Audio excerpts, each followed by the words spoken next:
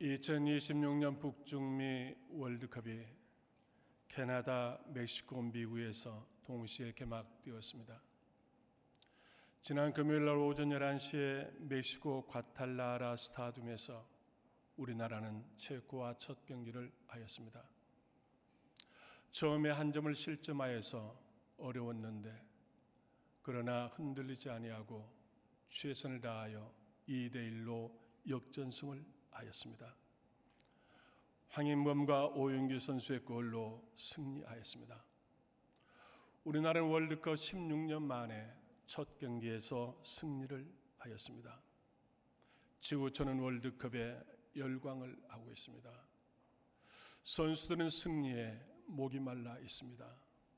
그러나 월드컵에 승리했다고 해서 우리 인간의 모든 목이 마른 것이 해결될 수 있습니까?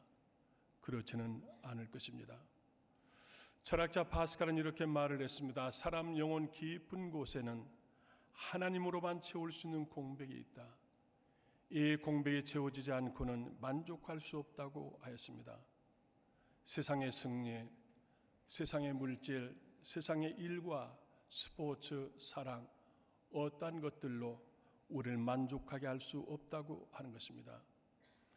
1954년 노벨 문학상을 받는 헤밍웨이의 노인과 바다의 소설 우리는 잘 압니다. 그 책의 그레고리오 푸에테스는 쿠바에 살고 있는 실제의 어부입니다. 이 실제 어부가 겪었던 이야기를 창작해 놓은 것이 노인과 바다입니다. 여기에 주인공 산티아고가 있습니다. 이 산티아고는 늙은 어부입니다. 날마다 배를 가지고 바다에 나가서 고기를 잡습니다. 하루 이틀 3일 84일을 나갔는데 84일 동안 고기를 잡지 못했습니다. 많은 마을 사람들이 산티아고 이 노인을 비웃습니다. 어부가 84일 동안 고기를 잡지 못한다. 아주 애군이 단단히 끼었다. 그렇게 조롱을 했습니다. 84일 동안 고기 잡지 못하니 산티아고는 거기서 포기하지 않습니다. 85일째 또 배를 가지고 먼 바다로 고기를 잡으러 나갔습니다. 그런데 이날 고기가 잡히는데 자기 배보다 더 큰 고기를 잡게 됩니다. 배에다 실을 수 없을 만큼 큰 고기입니다. 자기 평생에 이렇게 큰 고기는 보지 못했습니다. 85일째 큰 고기를 잡는 산티아고는 그 고기를 배에 실지 못하고 배에 묶어서 항구로 돌아옵니다. 즐겁게 노래를 부르고 기뻐하며 항구로 돌아오는데 항구에 돌아와서 보니까 그렇게 큰 고기가 앙상한 뼈만 남아있고 살들 모두 다 상어들이 먹고 말았습니다. 헤밍웨이가 노인과 바다에서 말하고자 하는 것은 무엇입니까? 우리가 무엇을 쟁취하고 우리가 무엇을 얻고자 해도 이 세상의 모든 것들은 헛되고 헛된 것들 뿐이라고 하는 것을 헤밍웨이는 말하고자 하는 것입니다. 세상의 승리, 세상의 물질, 세상의 어떠한 것들도 모두 바람에 나는 겨와 같은 것이라고 하는 것입니다. 여호와께서는 우리에게 주신 마태복음 5장 6절 의에 주르고 목마른 자는 복이 있나니 그들이 배부를 것이며 하였습니다. 팔복의 네 번째 말씀은 의에 주르고 목마른 자의 복이라고 하는 것입니다. 의에 주르고 목마른 자가 복이 있습니다. 여기에 의는 무엇입니까? 원어로 디카이 오스네입니다. 디카이 오스네라고 하는 것은 이 의는 뭐냐? 하나님과 나와의 관계를 말하고 있는 것입니다. 하나님과 나와의 바른 관계가 의라고 하는 것입니다. 의에 주르고 목마른 자는 하나님과 바른 관계를 맺고자 목마른 자가 물을 찾듯이 굶주린 자가 양식을 구하듯이 구하는 사람이라고 하는 것입니다. 여러분은 무엇을 구하고 있습니까? 무엇에 목이 말라 있습니까? 물질이 부족하십니까? 건강이 좋지 않습니까? 인간관계 속에서 탄식하고 있습니까? 자녀가 걱정되십니까? 우리가 목마른 것이 무엇입니까? 인간은 무엇을 구하느냐에 따라서 네 종류로 분류할 수 있습니다. 첫째는 욕망을 추구하는 사람입니다. 육신의 욕망과 쾌락만을 쫓아 동물처럼 사는 사람입니다. 일반 보통 사람입니다. 둘째는 피로를 따라 사는 사람입니다. 필요한 물질을 추구합니다. 더 좋은 삶을, 더 좋은 안락한 곳을 추구합니다. 이러한 사람들은 발전하며 성장하는 사람입니다. 셋째는 의미를 찾는 사람입니다. 이성적 지식과 판단에 따라 바른 길을 가며 보람을 추구하며 사는 사람입니다. 세상이 필요로 하는 사람입니다. 넷째는 하나님의 의를 구하는 사람입니다. 하나님께서 기뻐하시는 거룩한 사한 제물로 영적 예배를 드리는 예배자입니다. 하나님의 선하시고 온전하신 뜻을 찾으며 사는 사람입니다. 이러한 사람이 의로운 사람이요 하나님과 바른 관계를 맺는 사람입니다. 사랑하는 여러분, 하나님의 나라와 의를 구하는 것은 최고의 기도요 삶입니다. 하나님과 바른 관계를 맺으며 사는 것이 가장 큰 축복입니다. 그러면 하나님과 바른 관계는 어떻게 맺는 것입니까? 첫째, 믿음으로 맺는 것입니다. 본문의 의는 디카이오스네라 했습니다. 하나님과 나와의 바른 관계라고 했습니다. 하나님과 나와의 바른 관계는 무엇으로 하느냐? 믿음으로 하는 것입니다. 하나님께서 아브라함을 택하시고 아브라함에게 말씀하셨습니다. 내가 너로 큰 민족을 이루게 하리라. 그러나 10년이 지나도 하나님의 말씀에 응답이 없습니다. 이때 아브라함이 엘리에셀을 상속자로 삼겠다고 하였습니다. 하나님께서 이 아브라함의 마음을 아시고 아브라함에게 말씀하셨습니다. 아브라함아, 엘리에셀이 너의 상속자가 아니라 내 씨가 너로 인해서 태어날 자가 상속자가 되리라. 그리고 아브라함에게 하늘의 별을 바라보게 했습니다. 하늘의 뭇별을 바라보라. 셀 수 없는 많은 별처럼 너의 자녀가 그렇게 되리라고 하였습니다. 아브라함이 믿어지지 않는 이 말씀을 믿었습니다. 믿어지지 않는 이 말씀을 믿는 이 믿음이 아브라함의 의라고 성경은 말합니다. 마침내 하나님께서 아브라함의 100세의 아들 이삭을 낳게 했고 그 이삭로 말미암아 아브라함의 자손들이 하늘의 별처럼 많게 하셨습니다. 성경은 이렇게 말합니다. 빌립보 3장 9절, 그 안에서 발견들을 하매니 내가 가진 너는 율법에서 난 것이 아니요 오직 그리스도를 믿음으로 말미암은 것이니 곧 믿음으로 하나님께로부터 난 의라 그랬습니다. 우리는 율법의 의를 가지고서 의로운 것이 아닙니다. 우리는 하나님의 말씀을 믿음으로 하나님께로부터 난 의라고 하는 것입니다. 자기의 죄를 대신하여 예수님이 십자가에 죽으셨습니다. 내 죄를 대신해서 예수님이 십자가에 죽으시고 부활하셨습니다.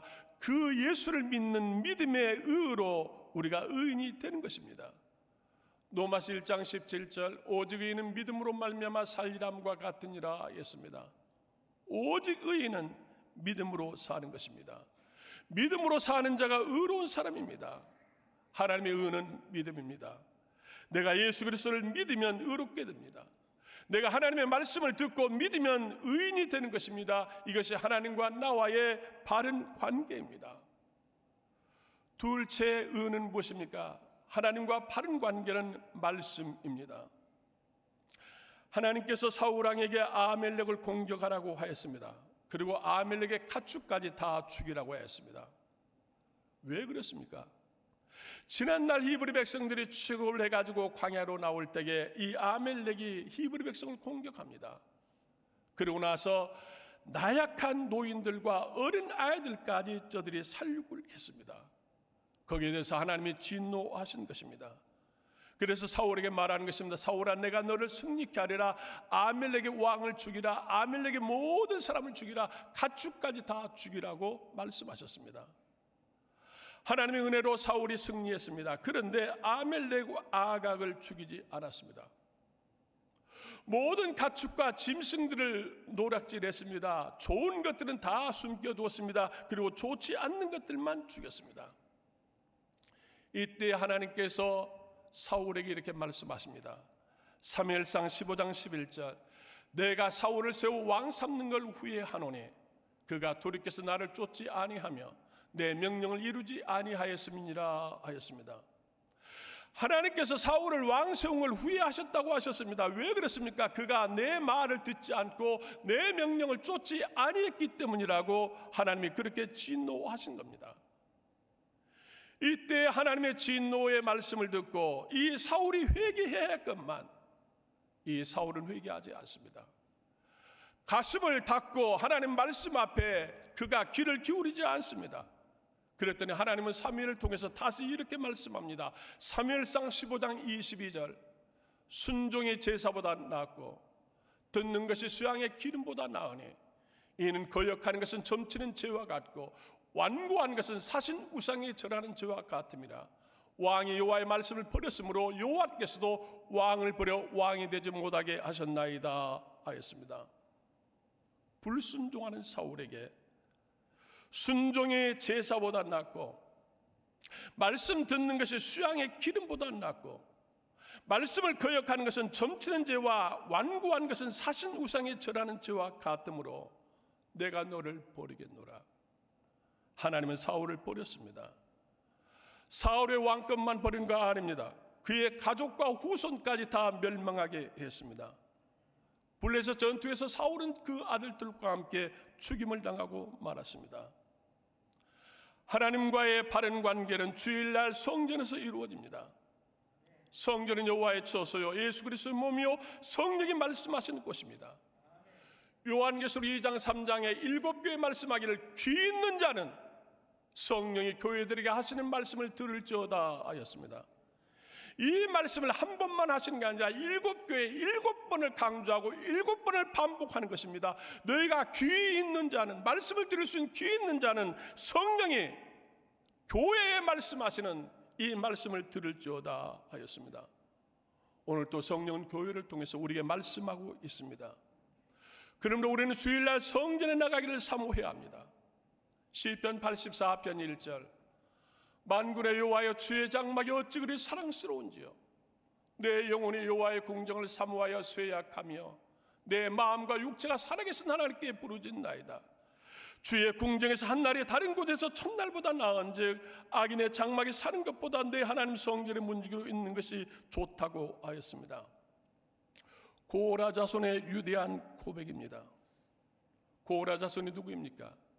지난날 자기의 손조 고라가 모세를 대적하다가 멸망했습니다. 그리고 고라 자손들이 모두 다 교회에서 출교를 당했습니다. 그러한 고라 자손들이 회개합니다. 우리의 조상들은 잘못했지만 우리는 하나님의 성전에 나가기를 희망합니다. 성전에 나가서 여호와의 말씀을 듣고자 합니다. 고라 자손들이 하나님의 성전을 얼마나 사랑하고 그 성전에 나가서 하나님의 말씀 듣기를 얼마나 사모했는지 우리는 시편 84편에서 고라 자손들의 눈물겨운 고백을 우리가 잘 볼 수 있습니다. 복된 신앙생활은 오직 예수, 오직 성경, 오직 교회 중심입니다. 하나님의 은혜는 무엇입니까? 말씀입니다. 내가 말씀을 사랑해야 합니다. 오늘 성전에서 성령이 교회에게 말씀하신 말씀을 드려야 합니다. 이것이 바로 의로운 자입니다. 세 번째 바른 관계는 사랑입니다. 요셉은 의로운 사람이라고 성경이 기록합니다. 그러면서 요셉의 의가 이렇게 증명되어졌다고 마태복음 1장에 기록했습니다. 요셉이 마리아와 정혼을 했습니다. 마리아와 한 번도 동침하지 않았습니다. 그런데 마리아가 아이를 가졌습니다. 잉태했습니다. 비난하고 정죄할 수 있습니다. 그러나 요셉은 그리하지 않았습니다. 마리아를 비난하거나 정죄하지 않았습니다. 마리아와 조용히 가만히 끊고자 했습니다. 이것이 바로 요셉의 의로움이 증명되어졌다고 마태복음 1장 18절에 말씀합니다. 노아도 의로운 사람입니다. 하나님의 은혜를 입었습니다. 그런데 노아에게도 약함이 있고 실수가 있었습니다. 어느 날 술에 취해서 옷을 벗고 잠을 잤습니다. 함이 그 모습을 보고서 비난했습니다. 함의 말을 듣는 셈과 야벳은 어떠했습니까? 같이 동조했습니까? 아닙니다. 그 말을 들은 척하지도 않았습니다. 그리고 아버지 옷을 가지고 뒷걸음질로 가서 아버지 옷을 입혀드렸습니다.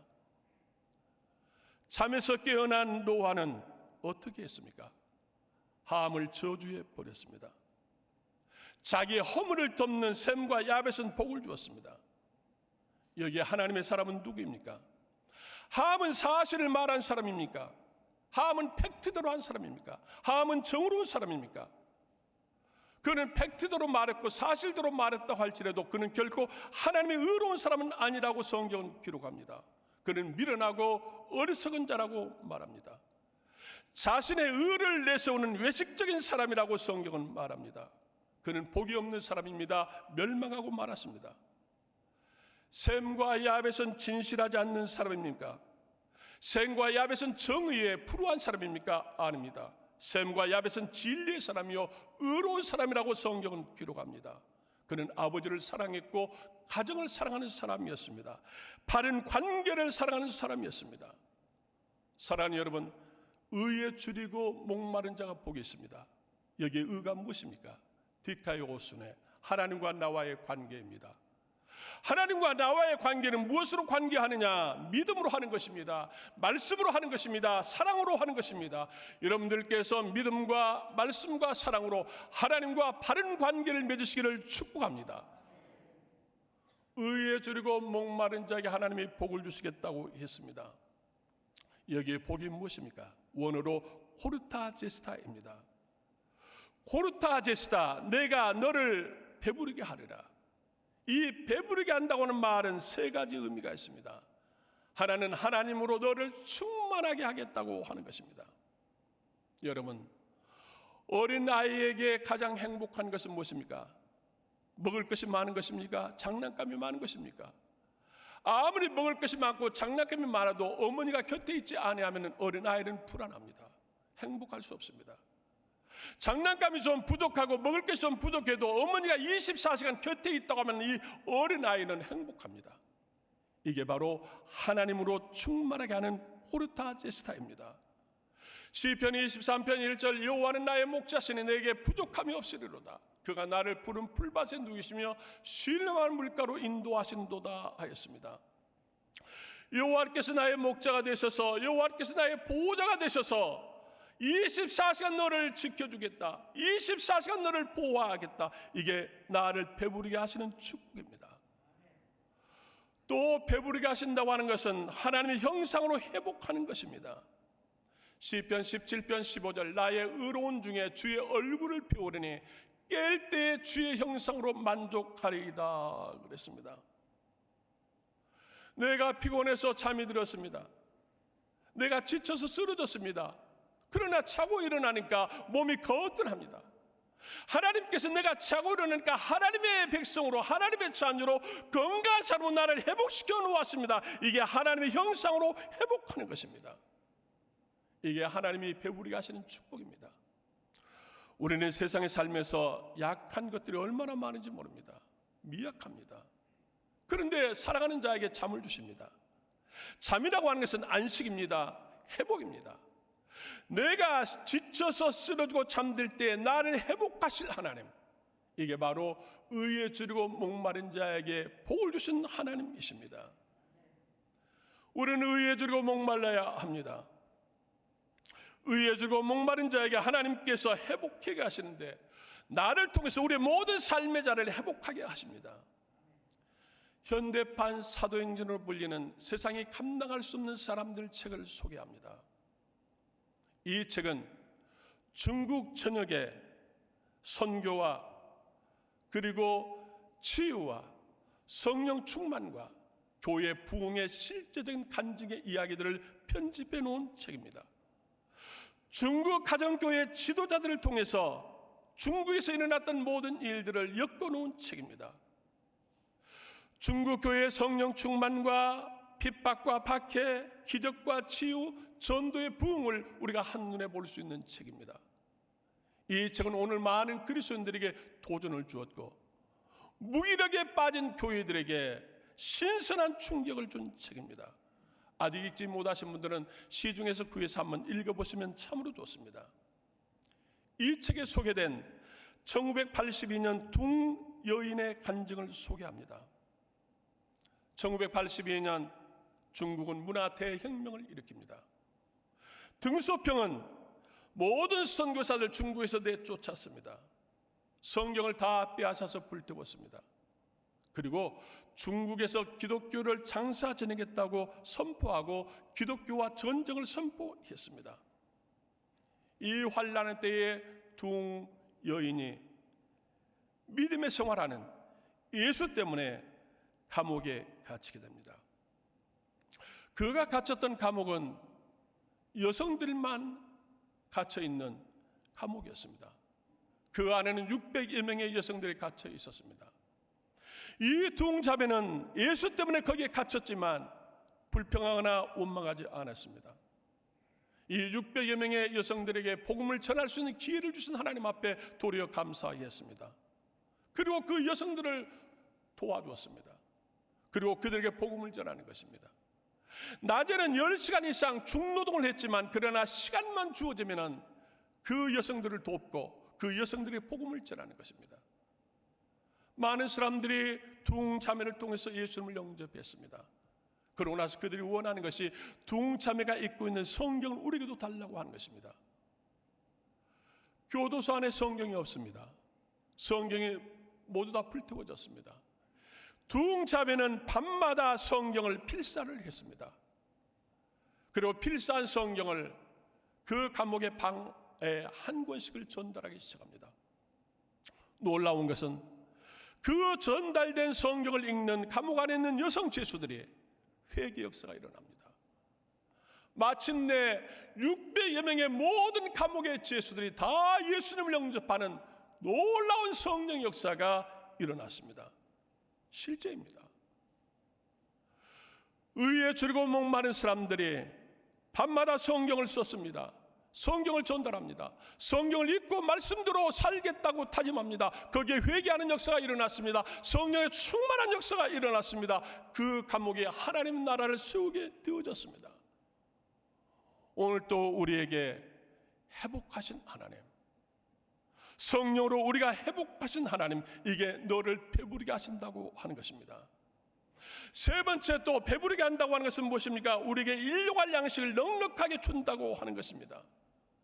마태복음 6장 33절, 너희는 먼저 그의 나라와 그의 의를 구하라. 그리하면 이 모든 것을 너희에게 더하시리라 하였습니다.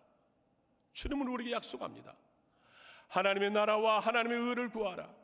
그리하면 너에게 무엇이 필요한 것인지, 내 먹을 것, 내 쓸 것 모든 것들을 넉넉하게 주시겠다고 하는 것입니다. 그러므로 오늘 또 우리는 의에 줄이고 목마른 자가 되어야 합니다. 세상의 물질을 구하고 세상의 승리를 구하는 게 아닙니다. 여기서 의는 하나님과 나와의 바른 관계라고 하였습니다. 오늘 여러분은 하나님과 바른 관계를 맺고 있습니까? 믿음으로 바른 관계가 맺어져 있습니까? 말씀의 순종으로 바른 관계가 맺어 있습니까? 사랑으로 바른 관계가 맺어 있습니까? 우리는 믿음과 말씀과 사랑으로 하나님의 성전에서 예배자로 바른 관계를 맺어야 합니다. 그리스도의 바른 관계를 맺는 자에게 하나님은 배부르게 하시겠다고 하는 것입니다. 하나님으로 충만케 하시고 하나님의 형상으로 회복하게 하시고 우리가 세상의 삶에서 필요한 모든 것들을 넉넉하게 주시는 하나님의 배부르게 하시는 축복이 오늘 여러분들에게 충만하기를 주의 이름으로 축복합니다.